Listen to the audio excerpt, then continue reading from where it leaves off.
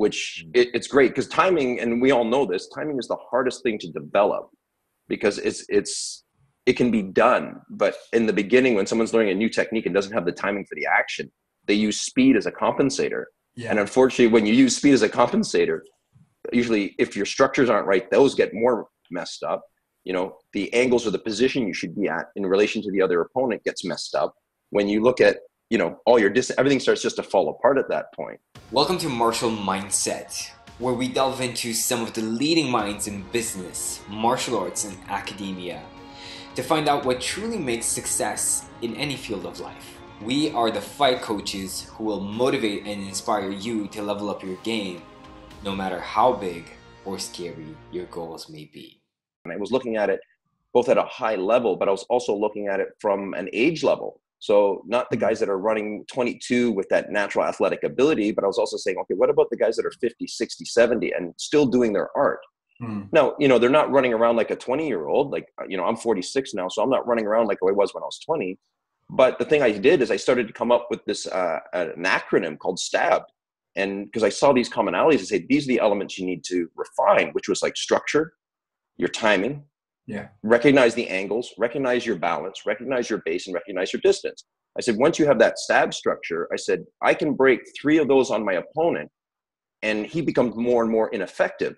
But when I do it, I have to make sure I keep mine so I don't become less effective. So speed and power are byproducts of better timing and better angles and better positions, you know, and power is the same way. But it becomes that thing where sometimes people think, well, I need to be faster. You know, I said, no, speed's nice, but your timing is what's more important. You know, because like you said, I've done it in boxing, in Kali, in Wing Chun, in BJJ. One of my professors in BJJ, Dave, he said, all the difference is, he says, and you know this, is I'm able to do this because I've managed to sharpen my timing better than you because you don't have all the pieces in place yet. So you're like kind of jumping from block to block instead of a nice smooth road. And it's so true. I think as we get better at things, we see that it's that timing issue that we have to work on. And like you said, I like that idea of that body intelligence type of idea. It's good. I love that. And I hope that people listening are actually taking notes because I love that acronym. Yeah, that actually that's a good way of thinking about it. Actually, it's spot on. Yeah, the acronym. I hope they have written that down. You're going to see YouTube videos saying, oh, I invented this new system. It's called STAB. Yeah. You know, and it's like so people listening. That's right. That belongs to me. No, but yeah. Get out there, copyright right now. And that's it. And that's one of those things where, you know, as I've used that for years to help people cheat in saying, okay, whether you're having a problem with a technique and you're saying, okay, my instructor showed me this, what is losing? I said, okay, first thing you do is pull timing out of the equation and work through the rest of it. And then you can diagnose what you're doing wrong, which it's great because timing, and we all know this, timing is the hardest thing to develop because it can be done. But in the beginning, when someone's learning a new technique and doesn't have the timing for the action, they use speed as a compensator. And unfortunately, when you use speed as a compensator, usually if your structures aren't right, those get more messed up.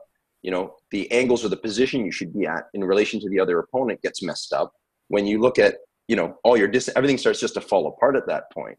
But if you suddenly say, why am I choked up? Well, check your distance. Oh, maybe my angles are wrong. Maybe the structure I've developed or the structure I'm using is wrong, right? Because, you know, and it's been very helpful, you know, just going through that and trying to distill it down away from the style of an art and down to, well, you know, as an end, you know, I've been natural mechanics and, you know, coming as a former mechanical engineer and, you know, physics lover, it's like, you know, it's one of those things where I said, I got to go back to core ideas and say, what's the core principles behind this and not, you know, just do, you know, more cheat, you know.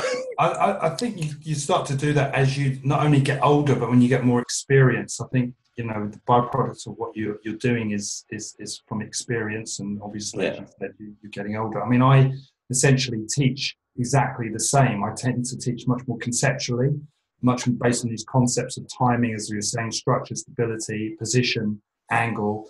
And those are the sort of holistic. I just don't have an acronym, which I'm now going to take. Hey, you know what? Honestly, Mark, if you want to use it, use it. Just give me credit for it. Oh, of course I will do that. I'm not like that way. I'm not that way. I know you're not. I know you're not. My book comes out tomorrow, by the way, everybody. Buy it. It's called Stabbed. It's called Stabbed. Nice. But on a serious note, timing, and you hit the nail on the head there. Sometimes people mistake timing for speed. How would you, I mean, I know how I was going to say, how would you teach timing? But I was actually going to contradict myself and say, actually, it's very difficult to teach people timing. Because when you've got new guys coming into the academy and they're training and you say, okay, right, we're just going to do some sparring, we do some live boxing or what have you, put some gloves on, hit each other. They mistake the speed for timing. So this is why, I always advocate slow sparring because it develops a sense of timing. If I can touch you and move really slowly, and I can just put my hand out and go boom, boom, boom, boom, boom, boom, boom, boom, boom, boom, boom, boom, and just catch you at that sort of speed, then I'm developing a sense of timing over movement, and that's the two sort of factors, isn't it? Timing and movement. Well, that's exactly it. Well, no, you're right.